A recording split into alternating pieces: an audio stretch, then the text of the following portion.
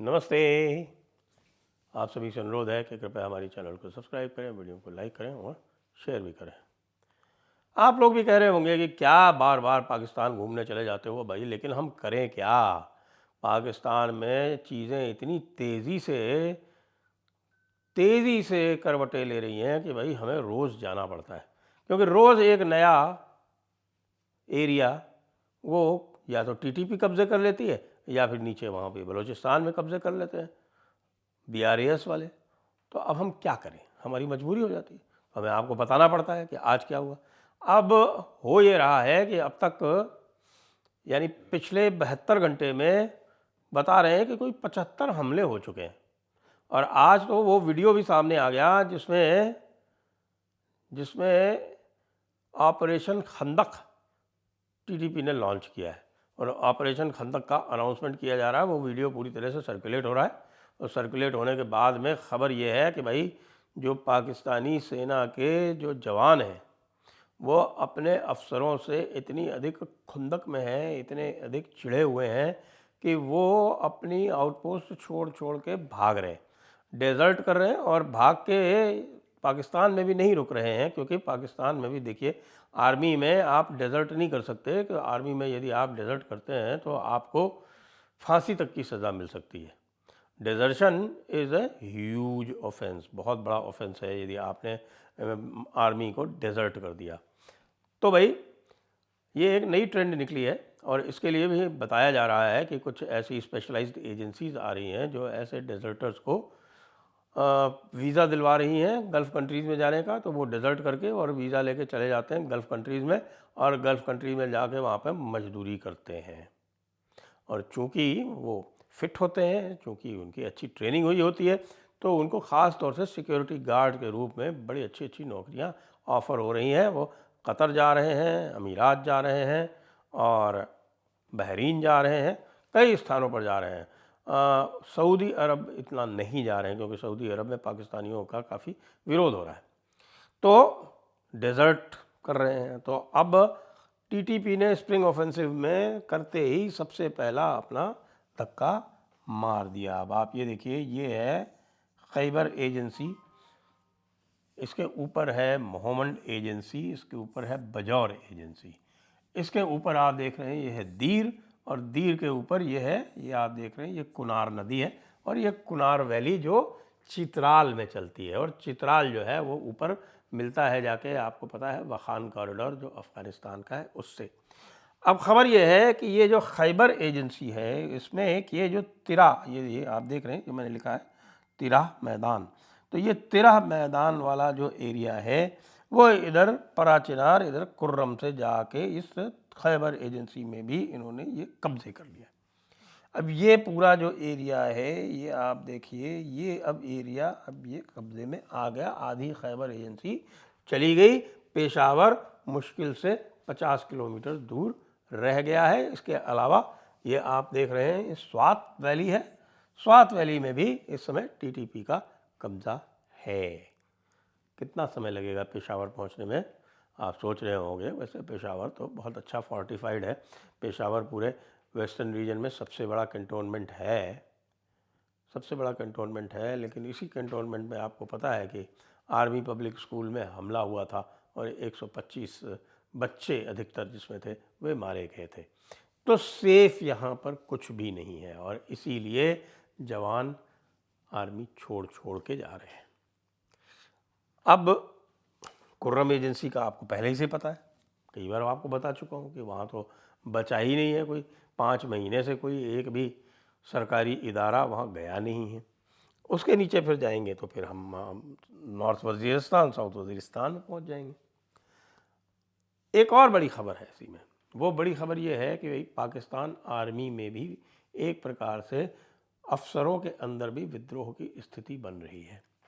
जैसा कि आप जानते हैं कि पाकिस्तान आर्मी भारतीय आर्मी की तरह नहीं है, वो काफ़ी कुछ उसमें पॉलिटिक्स रहती है, वो आर्मी की पॉलिटिक्स अलग से चलती है।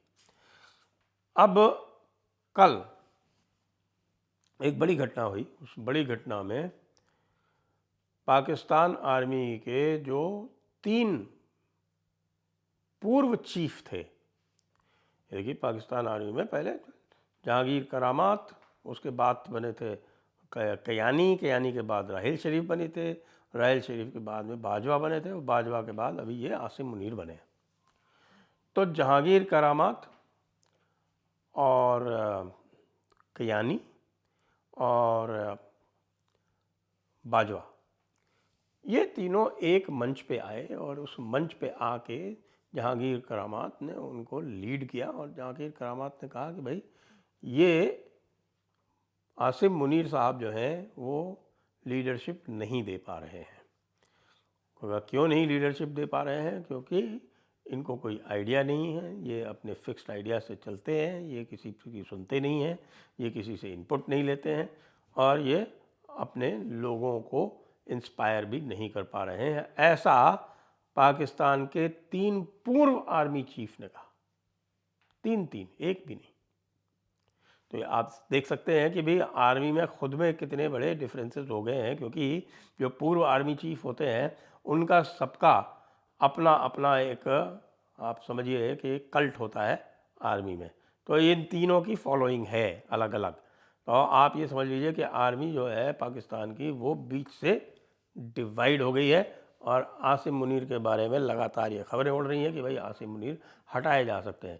और आसिम मुनीर को हटाएगा तो कौन हटाएगा? आसिम मुनीर को हटाएगी तो चुनी हुई सरकार हटाएगी, और चुनी हुई सरकार तभी हटा पाएगी जब उनको ये पता होगा कि भाई जो कोर कमांडर हैं वो आसिम मुनीर के ख़िलाफ़ हो गए हैं, उनकी मुखालफत कर रहे हैं।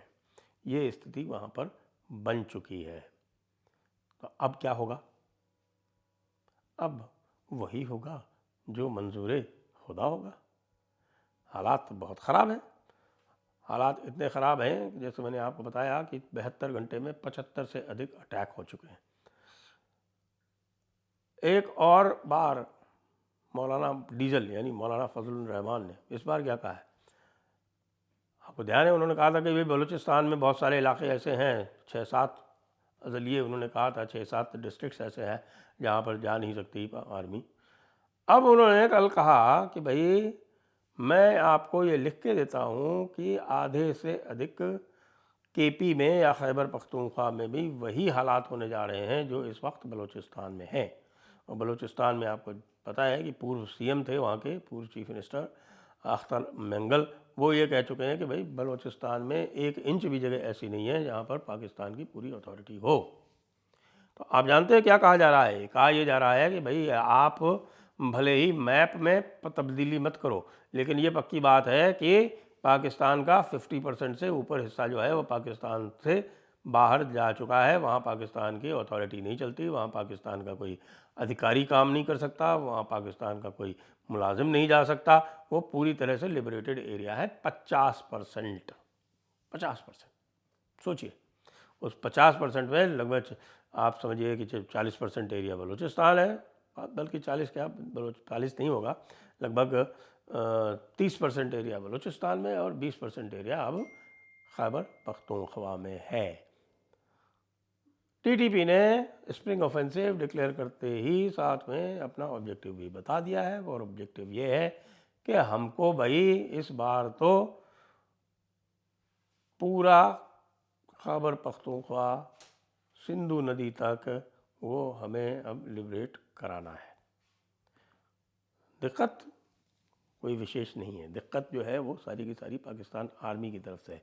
पाकिस्तान आर्मी को अब एक लीडरशिप रोल यदि लेना है तो उनको फिर पूरा अटेंशन इधर वेस्ट की तरफ देना पड़ेगा। ईस्ट पे जो कुछ भी उन्होंने तमाशे कर रखे हैं, वो कहने को सीज़ फायर है लेकिन बार बार उसका उल्लंघन करते हैं। वहाँ से उनको सेना अगर थिन आउट करनी है तो उनको पूरी तरह से उसको छोड़ के जाना पड़ेगा।